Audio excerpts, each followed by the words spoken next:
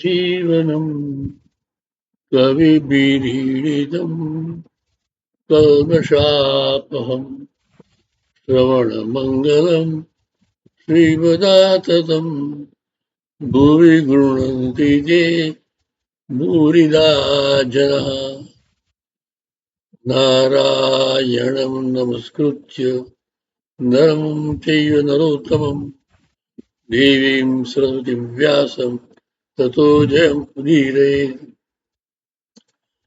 वसुदेवसुतं देवं कंसचाणूरमर्दनं देवकी परमानन्दं कृष्णं वन्दे जगद्गुरुं कृष्णं वन्दे जगद्गुरुं कृष्णं वन्दे जगद्गुरुम् ॐ श्री ब्रह्मणे नमो नमः। ॐ श्री परमात्मने नमो नमः। ॐ श्री जगन्मात्रे नमो नमः। ॐ श्री कृष्णाय वासुदेवाय भगवते नमो नमः।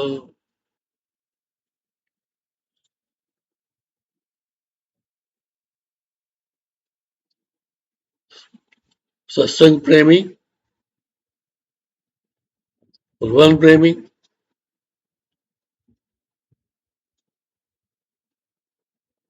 જીવન મુક્તિનો આનંદ માનવા માટે તૈયાર એવા સૌ ઉત્સુક ભાઈઓને અને બહેનોને મારા હાર્દિક નમસ્કાર.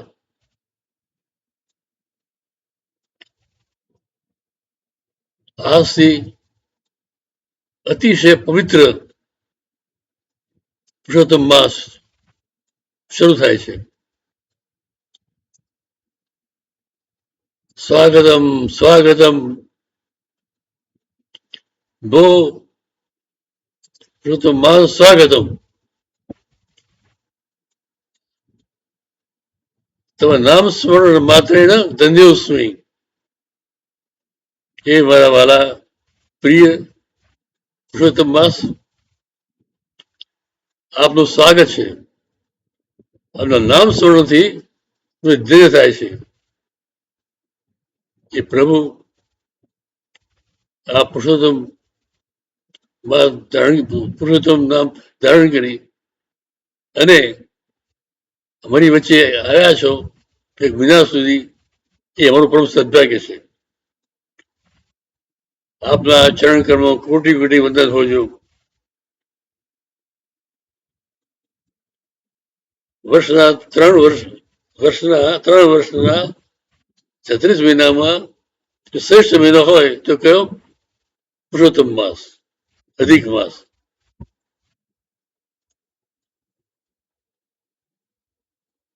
જ્યેષ્ઠ શ્રેષ્ઠ પ્રજાપતિ, અને એમાં પણ આ વખતે માસ છે જ્યેષ્ઠ મહિનામાં છે. ભગવાન વિષ્ણુના સહસ્ર નામમાં આ નામ પણ છે, જ્યેષ્ઠ શ્રેષ્ઠ. જ્યેષ્ઠ શ્રેષ્ઠ મહિનો છે. આપણે આ જ્યેષ્ઠ મહિનો જે પુરુષોત્તમ માસ છે એને ખૂબ પ્રેમથી વધાવીએ, સ્વાગત કરીએ અને પૂરેપૂરો લાભ લઈએ.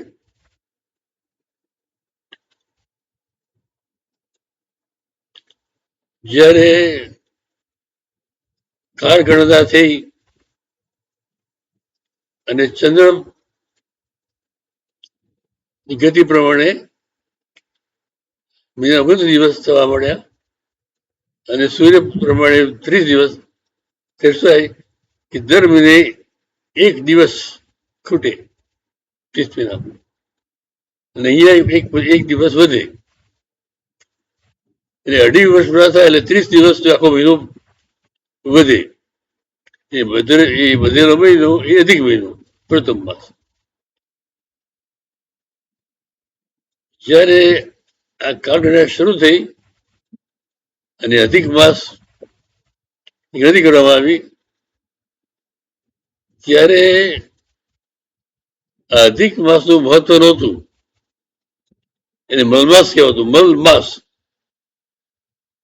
કેટલું ખરાબ નામ. કે બીજા બધા જે મહિનાઓ છે કેવા છે બધા, કે ગૌરવશાળી છે. દરેક પોતાનું નામ છે. કાર્તિક, માક્ષી, પુરુષ વગેરે. એક એવું છે કે જો કોઈ નામ નથી. એટલું જ નહીં, પણ એ કઈ રીતે ઉત્પન્ન થયો છે તો વધારે ઘટાડાને કારણે એને વધારાનો મહિનો. વધારાનો મહિનો એટલે મલમાસ. ક્વોન્ટમ થિયરી પ્રમાણે આ મલમાસ ના અણુ પરમાણુ જીવન થઈ ભગવાનની પ્રાર્થના કરે છે કે પ્રભુ આપે અમારું સર્જન કર્યું, પણ અમારું તો ચોરસ ચારે બાજુએથી અમને લોકો ગાળો દે છે કે આ તો મલમાસ છે, વધારો મહિનો છે, આ નીત મહિનો નથી. તો પ્રભુ આ અપમાન અમારે સહન કરવાનું. ભગવાન હસ્યા. ભગવાન કહે છે કે તમે ચિંતા નહીં કરતા. અધિક માસ છે, મલમાસ નથી, પણ એ માસ આજથી મારા નામે ઓળખાશે, પુરુષોત્તમ માસ તરીકે. એટલું જ નહીં, પણ પુરુષોત્તમ માસ એટલે ભગવાનનો માસ, અને એ નિમિત્તે જે કઈ કાર્ય થાય એને ઘણું પુણ્ય આપનાર બને.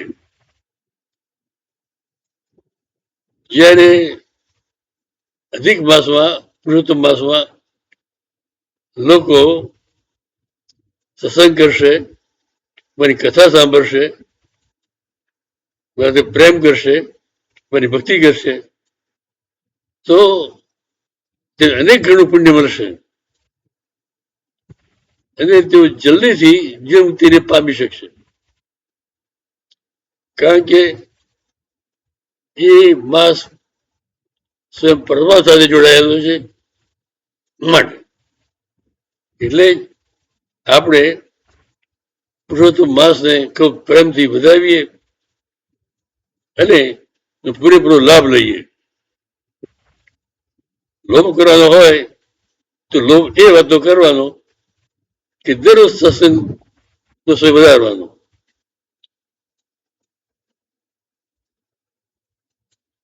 સત્સંગ કેવી રીતે કરવું, ભગવાનનું સ્મરણ કેવી રીતે કરવું, સાધના કેવી રીતે કરવી, તો એના માટે એક સુંદર બે શ્લોકો છે. એ શ્લોકોનું આપણે સ્મરણ કરીએ અને શ્લોકમાં રહેલા આપણું આચરણ કરીએ. શ્રીમદ ભાગવત ની કથા પહેલા પદ્મ પુરાણના ઉત્તરાખંડ 6 અધ્યાયની કથા કરવામાં આવે છે. કારણ કે આ 6 અધ્યાયમાં શ્રીમદ ભાગવત મહાત્મ્ય સમજાવવામાં આવ્યું છે.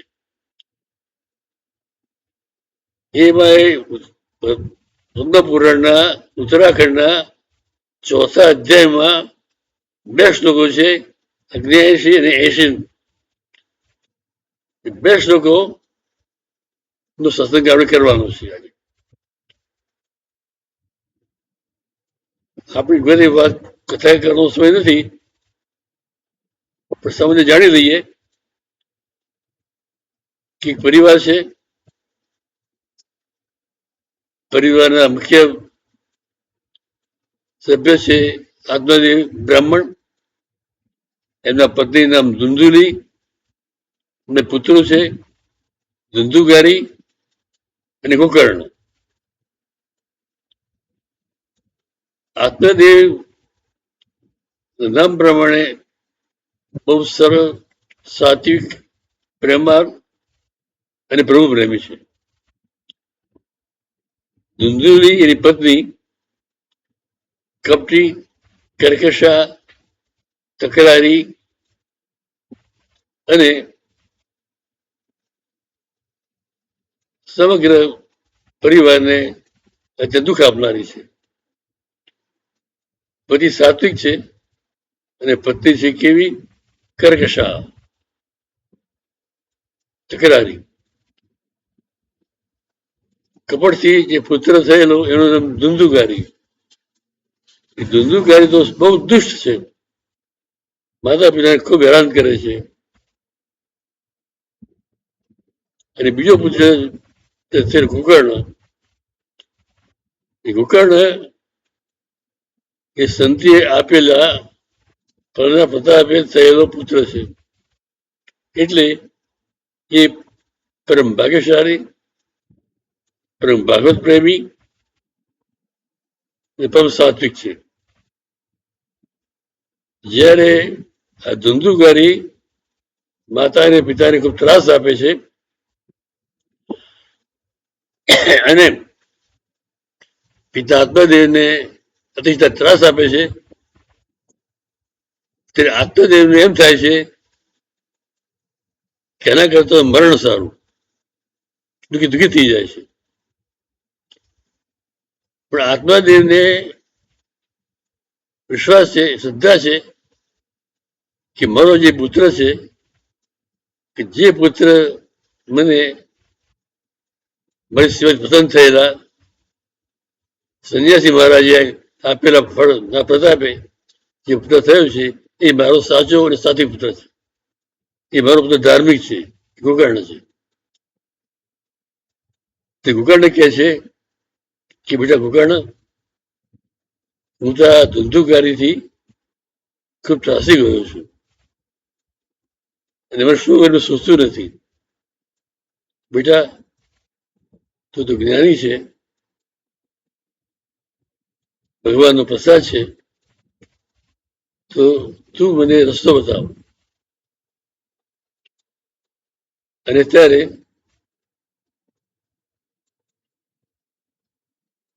ગોકર્ણ બે શ્લોકો કહે છે. આ બે શ્લોકોનું અમૃત કેવું છે, શાશ્વત છે.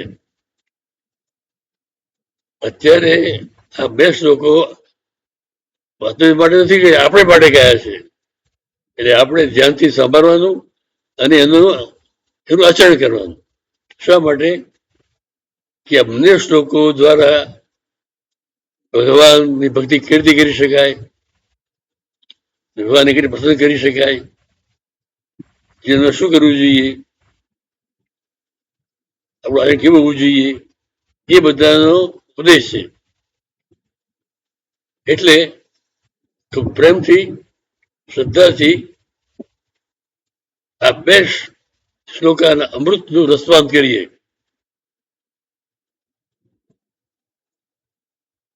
દેહે શ્રીમાંસ રુધિરે પીબતી તેજમ તમ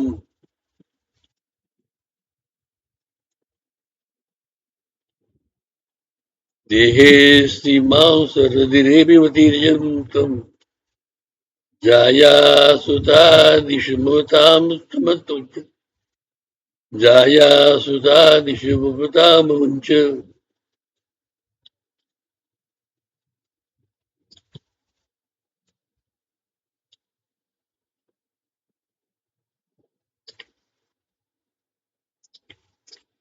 એક શબ્દ સમજવા જેવો છે, ઉતારવા જેવો છે. દેહે શ્રીમાંસ રુધિરે પીબતી તેજમ ત્વમ જાયા સુતાદિષુ સદા મુંચ પશ્યામિષમ જગદિદમ ક્ષણભંગનિષ્ઠમ વૈરાગ્ય રાગ રસિકો ભક્તિનિષ્ઠ. એક શ્લોક છે, બહુ સુંદર શ્લોક છે, જેનો સત્સંગ કરીએ. શું કહે છે કે પિતાશ્રી, તમે કહો છો દુઃખી છું, દુઃખી કોણ છે? તમારો તો આત્માદેવ છે, તમે આત્મા છો. આત્મા કઈ દુઃખી હોય નહીં. આત્મા કેવો હોય છે? આત્મા હંમેશા પ્રસન્ન હોય છે. આત્મા એટલે સચિદાનંદ સ્વરૂપ, સત ચિત આનંદ. આનંદ સ્વરૂપ પરમાત્મા દુઃખી ના હોય. પણ તમે દુઃખી કેમ છો? કે તમે એમ માનો છો કે હું દેહધારી છું, હું ધંધુકારીનો પિતા છું, આ ધંધુલીનો પતિ છું, એ દેહ ભાવ છે. એટલે કે છે કે પિતાશ્રી તમે આ જે અજ્ઞાન છે એ દૂર કરો. દેહેસ્થી માંસ રુધિરે પીબતી તેજમ તમ કઈ કહે છે કે તમે જે હું માનું છું એ દેહ છે, દેહ કેવો છે તે વિચાર્યું છે. દેહેસ્થી માંસ રુધિરે, કે દેહમાં તો માંસ છે, લોહી છે, હાડકા છે, વગેરે વગેરે. તો એ દેહ પ્રત્યે આટલી બધી પ્રેમથી પ્રીતિ કરો છો કે હું પતિ, હું પિતા. તો પેલા કહે છે કે તમે ભૂલી જાઓ કે તમે દેહ છો, કારણ કે દેહ કેવો છે, નાશવંત છે, એ મરવાનો છે. પણ તમે તો આત્મા છો, આનંદ સ્વરૂપ, સત સ્વરૂપ, ચિત સ્વરૂપ. સત સ્વરૂપ એટલે શાશ્વત, ચિત્ત જ્ઞાન સ્વરૂપ, એને આનંદ સ્વરૂપ. આનંદ સ્વરૂપ સ્વયં છો એ માનો, દેહને ભૂલી જાઓ. તો જો આપણા માટે સરસ વાત કરી છે કે આપણા પણ જે અહંકાર છે કે હું આ, મારું નામ આ છે, હું આનો પુત્ર, હું આનો પતિ, આનો પિતા, વગેરે વગેરે. તો એ કહે છે કે એ બધું ભૂલી જાઓ, એ બધું અસત્ય છે, ખોટું છે, અસત છે. દેહેશી માંસ રુધિરે અભિવતી તેજંતમ. અભિવતી એટલે મમતા, આસક્તિ, એ ત્યજી દો. પછી બીજું કહે છે જાયા સુતા દિશો સદા વિમુક્તિ પુંચ, જાયા સુતા સુદામતામ વિમુંચ. જાયા એટલે પત્ની, સુદ પુત્ર, પત્ની પુત્ર, પછી મમતા છે, આસક્તિ છે, એ સદા માટે છોડી દો. એવું સુંદર વાત કરે છે કે તે દુઃખી છો શાના કારણે, કે અમારી પત્ની ધુંધુલી મને ત્રાસ આપે છે, આ મારો પુત્ર ધંધુકારી મને ત્રાસ આપે છે. તો તમે પત્નીને, પુત્રને સાચા માનો છો અને એમાં આસક્ત થયા છો, એટલે તે દુઃખી છો. તો એ કહે છે કે એમના પ્રત્યે જે આસક્તિ છે, પત્ની અને પુત્ર પ્રત્યે, એ તમે છોડી દો. જાયા સુતા દિશુ સદા મમતામ વિમુંચ. એના પ્રત્યેની મમતા, આસક્તિ છોડી દો. પછી કહે છે પશ્યાનિશમ જરિદમ ક્ષણભંગનિષ્ઠમ. અને તપાસ કરી જો કે અસત શું છે અને સત શું છે. સત પરમાત્મા છે અને અસત જગત છે. પશ્ય એટલે જુઓ આ જગત કેવું છે. પશ્યાનિશમ જગત ક્ષણભંગમ, ક્ષણભંગુર છે. આજથી 100 વર્ષ પહેલા આ જગતમાં શું હતું, કઈ છે, કઈ નહોતું. જે 100 વર્ષ પહેલા હતું એનું કઈ આજે નથી. જે આજે છે એ 100 વર્ષ એ પણ કઈ નહીં હોય. તો આ તો કેવું ક્ષણભંગુર છે.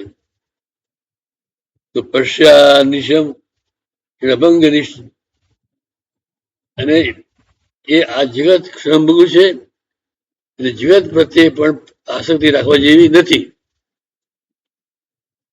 જો સુંદર વાત સમજાવી કે માંસ, લોહી અને હાડકાના બનેલા આ દેહને મારો ગણી અને એના પ્રત્યે આસક્તિ રાખવી એ મૂર્ખતા છે. પોતાની પત્ની, પોતાનો પુત્ર, પરિવાર, આ બધા પ્રત્યે પ્રેમ કરવાનો, બધી રીતે બંધ કરવું, પરંતુ એમાં આસક્તિ રાખવી એ મૂર્ખતા છે. ત્રીજી વાત કે જગત સાચું છે, એટલે જગતમાં રહેલો છું એ વિચાર ખોટો છે. એ વિચાર તમારે કાઢી મૂકવાનો, કારણ કે જગત પર ક્ષણભંગુર છે, અસત છે. એટલે દેહ, પરિવાર, જગત આ ત્રણ કેવા છે, અસત છે. સત છે પરમાત્મા.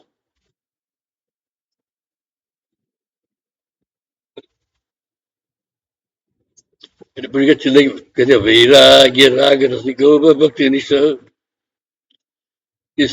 પિતાશ્રી સતને પકડી રહ્યા સશ્રી પરમાત્મા. તો વૈરાગ્ય કે અસત છે એના પ્રત્યે અનાસક્તિ એ વૈરાગ્ય. આ બધું ખોટું છે તો શા માટે મારે આસક્તિ રાખવી એ વિચાર એ વૈરાગ્ય. તો વૈરાગ્ય રાગ રસિકો તો આવી રીતે આપ વિરક્ત બનો, વૈરાગ્ય પ્રેમ બનો, અસતને છોડી દો, પરમાત્મા સત સ્વરૂપ છે એને પકડી રાખો.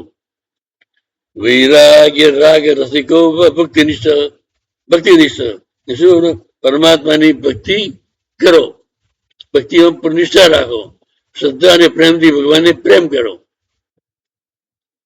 આ સુંદર શ્લોક છે. એ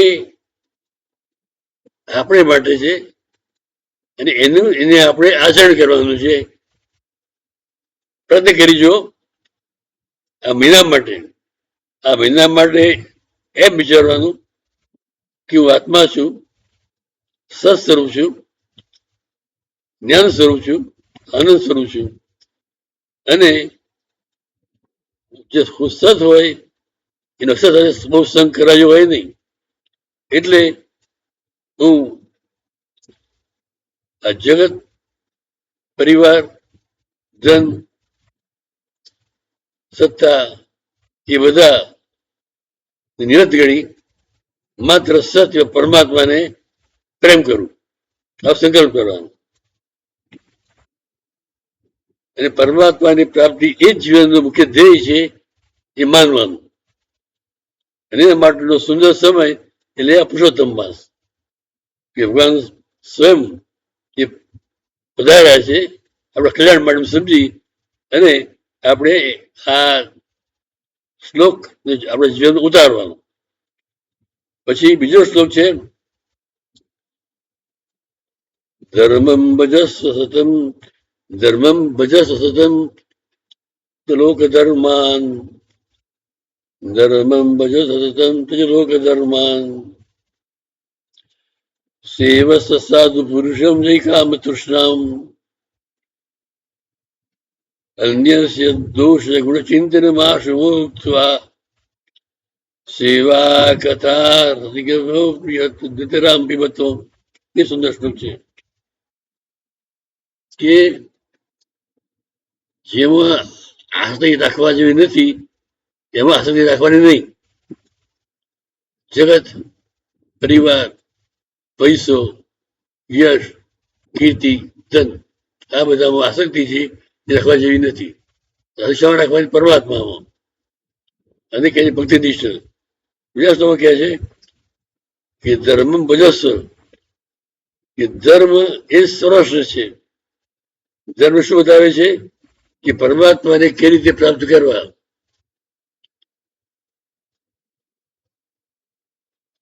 ધર્મ ભજો સતમ, ધર્મ ભજસ્વ સતત, સતત કાય માટે સાદ વિચાર કે હું જે કરું છું એ ધર્મ પ્રમાણે છે. એ જાગૃતિ આવે ત્યારે આપોઆપ જીવન શુદ્ધ બને છે અને કોઈ પાપ રહેતું નથી. એ જાગૃતિ ક્યાંથી આવે, ક્યારે આવે, ક્યાં ત્યારે કે હું કરું છું એ ધર્મને અનુરૂપ છે. દાખલા તરીકે હું ખોટું કરતો હોઉં ને પૂછું કે આ બરાબર છે, તદ ના કે ના ખોટું કરું તું, તો ખોટું કરવા, ખોટું બોલાવવું નહીં, ખોટું કરવાનું નહીં. હું કપટ કરું, જેને છેતરું તો શું કહેવાય, અધર્મ કહેવાય. તો કહે છે કે ધર્મ બચાવશો, અધર્મ નહીં, અધર્મનો વિચાર કરી અને જીવન ધર્મનો પૂરેપૂરો ઉતાર.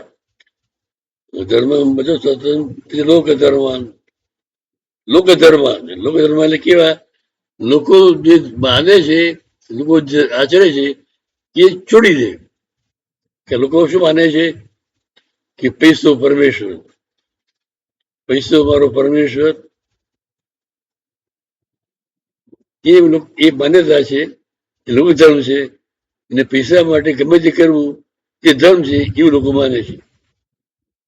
ભ્રષ્ટાચારી બને છે, કપટી બને છે, હત્યા કરે છે, હિંસા કરે છે. કોના કારણે? પૈસા માટે, સત્તા માટે, યશ માટે. તો કે છે કે એ છોડી દો, જે લોક ધર્મ. પછી સેવસ સાધુ પુરુષામ, અને સમજ કોની રાખવાની? કે જે સંત પુરુષો છે, સાધુ પુરુષો છે, જે જ્ઞાની પુરુષો છે, જે ભક્તો છે એમની. કારણ કે એમનું જીવન શુદ્ધ હોય છે, પવિત્ર હોય છે, પરમાત્માને જે પસંદ કરે છે અને એટલે પરમાત્મા પસંદ હોય છે. એટલે ભગવાનના માનીતા એવા આ સંત પુરુષો, ભક્ત પુરુષો, જ્ઞાની પુરુષો, એ એમની સાથે સત્સંગ કરો. એ સારો સત્સંગ. કારણ કે લઈ જાય છે એ સત્તા માર્ગે લઈ જાય છે. સેવસ સાધુ પુરુષાન જય કામ તૃષ્ણામ, અને કામ તૃષ્ણામ એટલે વાસના, તૃષ્ણા, સંસારી તૃષ્ણા, સંસારી વાસના, આ બધું છોડ્યું. એ બધું કેવું છે? અસત છે અને નર્કમાં લઈ જનારું છે. અને માત્ર ને માત્ર સત્સંગ કરો. કોની સાથે? ભક્તો સાથે, જ્ઞાનીઓ સાથે. સેવસ્વ સાધુ પુરુષાન જય કામ તૃષ્ણામ. પછી કહે છે અન્યસ્ય દોષ ગુણ ચિંતન માશુમુક્ત્વા સેવા કથા રસ મોદરામ પીબત્વમ. બીજું હોય છે કે સામાન્ય રીતે વ્યક્તિને પોતા કરતા બીજા વધારે રસ હોય છે. મારો પડોશી કેવો છે, મારો મિત્ર કેવો છે, તો એ મારા મિત્રના દોષ અને એના ગુણ એનો વિચાર કરી અને પોતાનું જીવન બગાડે છે. એટલે કે છે, ભૂકાણી કહે છે કે અન્ય દોષ ગુણ ચિંતનમ, કે બીજાના દોષ હોય ગુણ હોય એનું વિચાર કરવાની જરૂર નથી. તમારે તમારા દોષ જોવાના છે અને તમારે પોતાના ગુણ જોવાના છે. તમારા દોષ હોય દોષ દૂર કરવાના છે. તો કે છે અન્ય દોષ ગુણ ચિંતન માર્શ મુક્ત. આશુરે તરત જ કે બીજાના વિચાર કરો તો છોડી દો. વિચાર કરો તમારે પોતાનો કરો. આત્મદર્શન કરો, આત્મનિરીક્ષણ કરો કે મારામાં કયા કયા દોષો છે. હું પાપ કરું છું કે પુણ્ય કરું છું, સહન કરું છું કે અસરના માર્ગે છું. એ તમારે પોતાને પણ કરવું. બીજાને માટે બીજા દોષ જોવાના નહીં. અન્ય દોષ ચિંતન માર્શ મુક્તવા સેવા કથા રસમોદરામ પીબત્વમ. અને આ બધું કેવું છે? ઝેર છે. એ ઝેર પીવું, દુઃખી થવું, એના કરતા અમૃત કેમ ના પીવું? અમૃત કેવું છે? કે સેવા કથા રસ, નિસ્વાર્થ ભાવે બીજાની સેવા કરવી એ અમૃત છે. દુઃખી માણસ હોય અને દુઃખ દૂર કરો, આશીર્વાદ આપે, તો એ સેવા થઈ. અને સેવા એ અમૃત સમાન છે અને તમને સુખી કરે છે. સેવા એ અમૃત રસ છે. પછી કથા, પરમાત્માની કથા, પરમાત્મા ગુણગાન સાંભળવા, ગુણગાન સાંભળવા પ્રેમ કરવો. એ શું થાય? કે પરમાત્મા અંદર પ્રેમ થાય, ભક્તિ થાય, તે શુદ્ધ થાય. એટલે સેવા અને કથા આ બંને મહત્વના છે. એ અમૃત રસ છે. સેવા કથા રસ એ નિદ્રા પીબતું. આજે અમૃત રસ છે, જે રસ પીવા યોગ્ય છે, જે રસ પીવાથી અમૃત પ્રાપ્ત થાય છે, જે રસ પીવાથી આત્મજાગૃતિ થાય છે, જે રસ પીવાથી આત્મ કલ્યાણ થાય છે, એ રસ કયો? તો નિસ્વાર્થ સેવા, નિસ્વાર્થ પ્રેમ અને ભગવાનની ભક્તિ અને ભગવાનની કથાનું શ્રવણ. સેવા કથા રસમોદિત રામ પીબત્વમ. તો એ પિતા તમે આ કરશો તો ઉન્નત થશે, પ્રાપ્ત થશે. આ પોતાના પુત્રનો આવો સુંદર નાનો પ્રદેશ સાંભળી આદમી પસંદ થઈ ગયા. આદમી કે બેટા તારા સત્સંગે મારું જીવન ઉચ્ચ માર્ગે તેમને લઈ ગયો. હવે હું વનમાં જાઉં છું. વનમાં જવા મેં કહ્યું ને કથા રસ, ભગવાન શ્રી કૃષ્ણ ની કથા જેમાં છે કે ભાગવત દશમ સ્કંદ છે, જેનું હું દરરોજ એનું પસંદ કરીશ અને પ્રેમ કરીશ, ત્યાં મારો પડી જશે. એવું થયું કે આત્મદેવ બ્રાહ્મણ વનમાં ગયા, દરરોજ દશમ સ્કંદનો પાઠ કરે છે, મારું સ્મરણ કરે છે, અંતે પરમાત્માને પ્રાપ્ત કરે છે. તો આ જે બે શ્લોકો આપણને સંભળાવ્યા ગોગાણે, એ આપણને સાચો સાધના પથ બતાવે છે, સાધનો ભાગ બતાવે છે કે શું કરવું જોઈએ અને શું ના કરવું જોઈએ. તો આ બે શ્લોકો આપણે જીવનમાં ઉતારીએ ને ખાસ કરીને આ મહિના માટે તો ખાસ એને વિશેષ મહત્વ આપીએ. એક એક વાત પર ધ્યાનથી સાંભળીએ, જો ઉતારીએ, જીવનને ધન્ય બનાવીએ. સર્વે ભવન્તુ સુખિનઃ, સર્વે સંતુ નિરામયા, સર્વે ભદ્રાણી પશ્યન્તુ, મા કશ્ચિદ વિભાગ ભવેત.